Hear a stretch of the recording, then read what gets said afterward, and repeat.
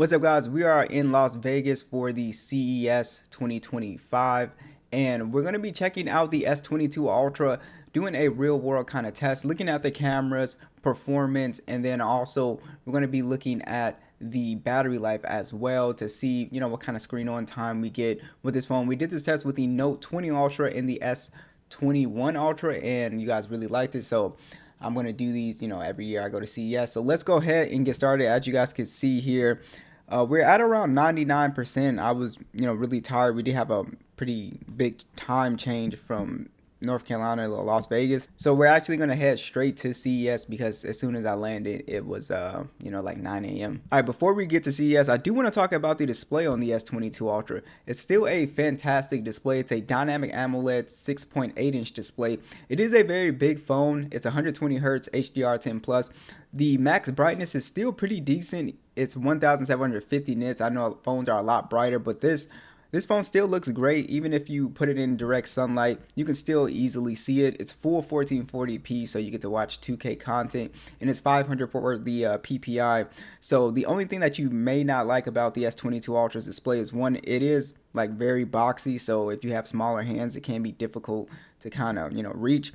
And then also, you do have on here a curved panel, which to me is fine.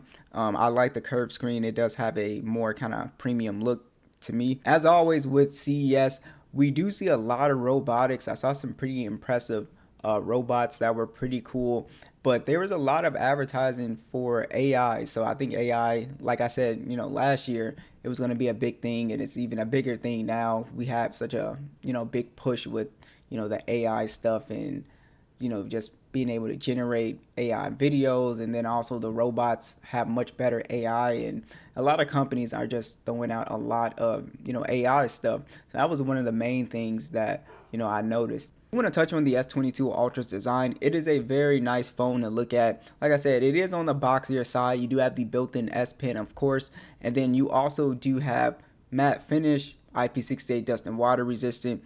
And I've had this phone, using it with no case, and it's a pretty, durable phone for the most part. I don't have too many hiccups and scratches. I'm pretty careful with my phones, but only thing I noticed, you get a lot of dust around those camera rings. But besides that, I really like the look of the S22 Ultra. I don't think it looks outdated.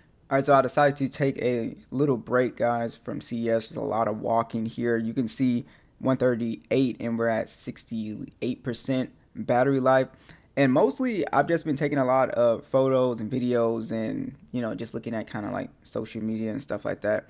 Now I do want to talk about the S22 Ultra's AI capabilities. So this did get the Galaxy AI stuff, and what I just thought that was really cool because I wasn't expecting it to get that update when they announced it. So I was always really excited about that for these older flagships. And pretty much you can do the circle to search. You can generate people out of photos. So the AI stuff actually came in handy for like an event like this. Another cool thing about the S22 Ultra is that you can use this as a wireless charger. So if you have like a pair of earbuds, as you guys can see with the Galaxy Buds, able to just charge them up. And that's a feature that I've always really appreciated with a lot of Android devices. But overall, performance wise, now I do want to touch on the cameras, and I want to go ahead and kind of talk about the daytime and the low light photography, nighttime. But I do want to talk about the hotel we're actually at, because we are not on the Strip this year. Typically stay on the Strip. We're actually downtown Las Vegas, and we're at the Golden Nugget this year, which was a pretty interesting hotel. It was my kind of first time staying downtown. And you do have this place called Fremont Street, which is technically like the old Strip, I guess. And you guys can see the S22 Ultra is doing a fantastic job. We're shooting at 1080 60. And just being able to bounce in and out with the zoom lens, it gives you some really nice crispy shots. We're getting good dynamic range, but there's not too much going on here because it doesn't really become kind of active until nighttime. So there's a lot of street performers and stuff like that. Now, just the photos in general in daytime, I think still look really good. As you guys can see, you're getting really good colors. The 3 times and 10 times is really good. You can do, of course, up to 100 times. And then also it just does a fantastic job in pretty much any scenario you throw it at. So I was really impressed with the actual image quality of the S22 Ultra. It does a pretty good job with the selfie camera as well too. So there was nothing that I was looking at where I was disappointed with this camera. I think you could easily take this camera, like vlog with it, and it would be perfectly cool. All right, so now I'm gonna show you guys the nighttime photography and video on Fremont Street, and it's still doing an excellent job with nighttime shots as well. So I was really impressed with this because I never really get to use a lot of nighttime photography and stuff. But it is kind of like, a little bit well lit up, but we're going to go to some darker areas. But as you guys see, there's a lot of like street performing and stuff on Fremont. There's a lot of like restaurants and bars and stuff like that. So they're pretty interesting, experience, a very lively experience, I guess. And as you guys can see, again, we're doing great with these photos, great quality on here. We're not getting any type of really bad photo, in my opinion. The zoom lens is doing awesome. The video, I think, is really, really good on here as well. And once we get to even this darker part, it's still doing a very good job. So, like I said, the S22 Ultra is just a fantastic camera, all around. Start back in the hotel room, and I wanted to go ahead and touch on gaming performance. So the gaming performance is still pretty good. Now, I am more of a light gamer, so like games like Subway Surfer or Jetpack, it can play perfectly well.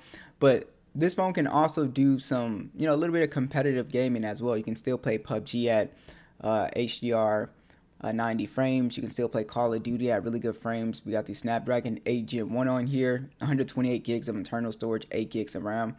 For the amount of time that I play games, it really, I don't have any performance problems or anything like that. So I would say this phone is still perfectly fine for people who, want to game. But if you are more of a, extreme gamer, this 8 Gen 1 is kind of like infamous for getting kind of hot.